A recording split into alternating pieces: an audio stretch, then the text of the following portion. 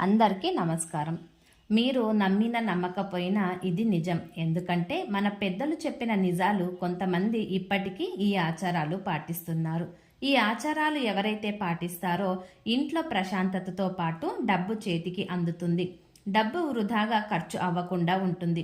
మరి ఆ విషయాలు ఏమిటో ఇప్పుడు తెలుసుకుందాం. శ్రీ నిదానంబాటి లక్ష్మీ అమ్మవారి జ్యోతిష్యాలయం. మీరు ఎలాంటి జీవిత సమస్యలతోనైనా బాధపడుతున్నారా? ప్రముఖ జ్యోతిష నిపుణులు గురువుగారు రామరాజు గారిని సంప్రదించండి. ప్రేమ మరియు పెళ్లి సమస్యలు, భార్యాభర్తల మనస్పర్ధలు, అత్తాకోడల గొడవలు, ఆస్తి తగాదాలు మరియు అప్పుల బాధలు పడుతున్న వారు శాశ్వత పరిష్కారం కోసం స్క్రీన్ మీద ఉన్న నంబర్కు ఫోన్ చేయండి. అలాగే స్త్రీ పురుష వశీకరణ కూడా చేయబడును. సమస్య ఏదైనా కేవలం 24 గంటల్లోనే ఖచ్చితమైన పరిష్కారం లభిస్తుంది. నమ్మకమైన జ్యోతిష్యం, గురువుగారు చెప్పిన విషయాలు చెప్పినట్టుగానే జరుగుతాయి. ఇది పూర్తిగా నమ్మదగినది. ఇంట్లో చెత్త ఊడ్చడానికి ఒకే చీపురును ఉపయోగించకూడదు. ఇంటి లోపల మరియు బయట ఊడ్చడానికి వేర్వేరు చీపుర్లను ఉంచండి.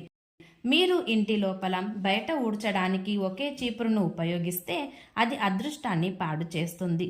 ఆంజనేయుడిని పూజించే ముందు రాముడిని పూజించాలి. ఆ తర్వాత ఆంజనేయుడిని పూజించండి. ఇంటి దగ్గర ఏదైనా మంత్రతంత్రాలు చేసి చుట్టూ నిమ్మకాయలు పడి ఉంటే వాటిపై తులసి నీటిని పోస్తే ఎలాంటి మంత్రాలు పనిచేయవు. మీరు తమలపాకు కొన కాండం తొలగించకుండా తింటే లక్ష్మీదేవి ఉండదు. మీరు ఎలాంటి జపహోమం చేసినా ఫలితాలు రావు. ఏడాదికొక్కసారైనా పూర్వీకులకు కర్మకాండలు చేయించాలి. ఇంట్లో ఒక్కసారి కూడా పొయ్యి వెలగకుండా అందరూ ఎప్పుడూ తింటూ ఉంటే అది దారిద్ర్యానికి సంకేతం. మీ ఇంట్లోని పెద్దలు ఏ విధంగా కలశం ఏర్పాటు చేసి పూజ చేసేవారో అదే విధంగా మీరు కూడా పూజ చేయడం చాలా మంచిది. భర్తలు తమ భార్యల సమయం తెలుసుకోకుండా సంభోగించకూడదు. ఇది ఇంటికి దారిద్ర్యాన్ని తెస్తుంది. మీరు మీ తల్లిని సరిగ్గా చూసుకోకపోతే ఆ పాపం జన్మజన్మల వెంటాడుతుంది. ఆడంబరంగా చేసే ఏ పూజ కూడా శాంతిని తీసుకురాదు. కాబట్టి మంచి మనసుతో మాత్రమే పూజ చేస్తే మంచి ఫలితం ఉంటుంది.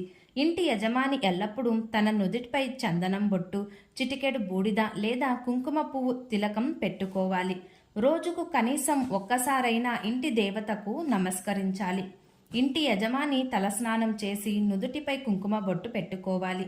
భార్య మరియు తల్లిని అవమానించడం లాంటివి చేయకూడదు. దీనికన్నా పెద్ద పాపం మరొకటి ఉండదు. మీరు ఎంత శాంతిని నెలకొల్పినా అది అడవి చీకటిలో మిగిలిపోతుంది. ఎక్కడ కనపడితే అక్కడ పాములను చంపడం, పాముల కళేబరాలను నరకడం, చెట్లను నరకడం వంటివి చేస్తారు. ఇలా చేసేవారికి ఏ పూజ కూడా ఫలితాన్ని ఇవ్వదు. కర్మకార్యాలు చేసే శనిదేవుడు ఎవరిని వదిలిపెట్టడు. ప్రతిరోజు స్నానం చేసి శుభ్రమైన బట్టలు ధరించి దేవాలయంలోకి ప్రవేశించాలి. రాత్రి పడుకున్నప్పుడు మురికిగా లేదా అపరిశుభ్రంగా ఉన్న బట్టలు ధరించవద్దు. స్నానం చేయకుండా దేవుని ఇంట్లోకి ప్రవేశించవద్దు.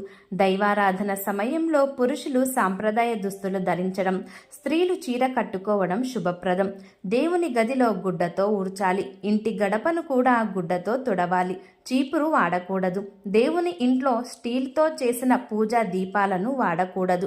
గురువారం మాత్రమే దేవుని విగ్రహాలను శుభ్రం చేయవచ్చు.